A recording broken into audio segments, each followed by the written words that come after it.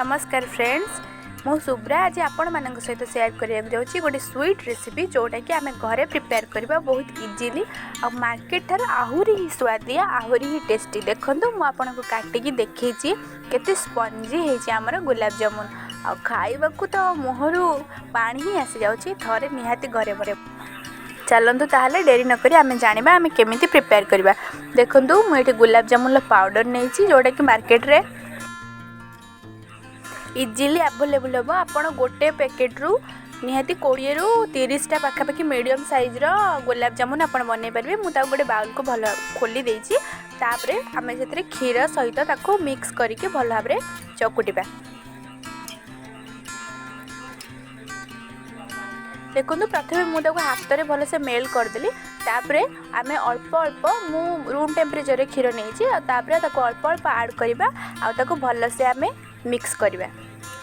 तार कंसिस्टेंसीटा आमे मीडियम रखिबा ना पतला ना पूरा गाढ़ा रखिबा जमती अटा टाइप जमती चकुड़ा हुए सेमती ही चकुड़ा हे पूरा भल से आप चकुड़ी जिते प्लेन करेंगे आपणकर गुलाब जामुन से भल हम। आपन ताको भल से जमीती पूरा पेस्टा को प्लेन करके चकुड़े पूरा सॉफ्ट करके चकुड़े तापर आपन ताको हाफ एन आवर पर्यंत रेस्ट पे छाड़ीदे। एपटे आम से टाइम रे सीरा प्रस्तुत करना। मु एक्चुअली हाफ पाउडर ही नहीं से गोटे कप ये चीनी नहीं सहित आप जी चीनी ने से ही पानी ऐड करेंगे। आपणकर पाउडर क्वांटिटी अनुसार देखिए आपंकर जी क्वांटिटी रोचे से अनुसार आप सीरा प्रिपेयर करेंगे।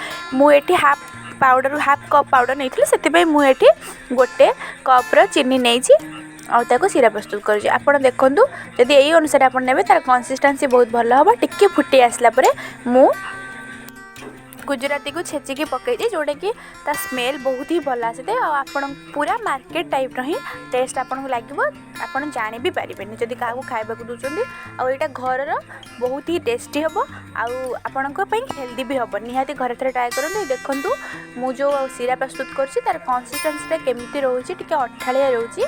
देखूँ एबे आमर प्रिपेयर हो सीरा आपण सीरा को हाथ मारिक ही देखले जानीपर। देखो आम सीरा रेडी हो मुझे छाड़देली ठंडा हाँपाई। एपटे आम जो चकुड़ी रखी देखो से आहरी ही नरम हो जापर आपड़ ताको कौन करेंगे ना आउ टे चकुड़ी देवे आउ ताको आपण छोट छोट गुला प्रिपेयर करेंगे चकुड़ी की।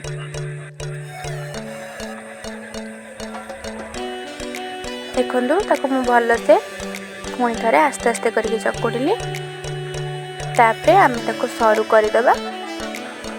आपड़ चकुड़ी सारापर ताको छुरी रे काटिबे देखिए यही भाव में बढ़िया आराम से कटि जाऊँ ताले आपड़ जानवे जे आपणकर जो चकुटाटा होती बहुत भल होती आपणकर गुलाब जामुन भी बहुत भल हम। देखूँ तापर आम ताको यही प्रोसेस रे आस्ते आस्ते गोले करके तैयारी करेंगे। एबे आमर रेडी हो जाए बेस तापर आम को फ्राए करवा। मु तेल को गरम कर देछि आपण मीडियम फ्लेम रे ही तेल को गरम करंतु तापर ताको सीम रे ही छाणंतु जोटा कि ता कलर आसवा परफेक्ट हम। ताको डीप फ्राए करेंगे आपण किसी समय पई ताको आपण मीडियम फ्लेम रे रखिकी कलर चेंज होगा पर्यंत रखिए। देखो मोर केमी कलर ऑटोमेटिक ब्राउन हो आसूची आ तार कलर ऑटोमेटिक ही चेंज हो जदि आपण स्लो रे छाणुचंती। आस्ते आस्ते आपड़ जिते चाहिए तार कलर को गार्ड करें आपण छाणवा प्रोसेस अनुसार। देखूँ एबे आमर पूरा भल भाव में भी आसला केते सुंदर देखा जाउची आमर गुलाब जामुन। देखूँ एबे आमे ताकू टिके फ्राए करवा आ ताकू बाहर करदेवा। ये देखूँ मुझे बाहर कर देइछि आम गुलाब जामुन को केते कम पाउडर। देखो केते सारा आमर गुलाब जामुन रेडी हो जाइए। निहाती करंतु घरे खुआंतु।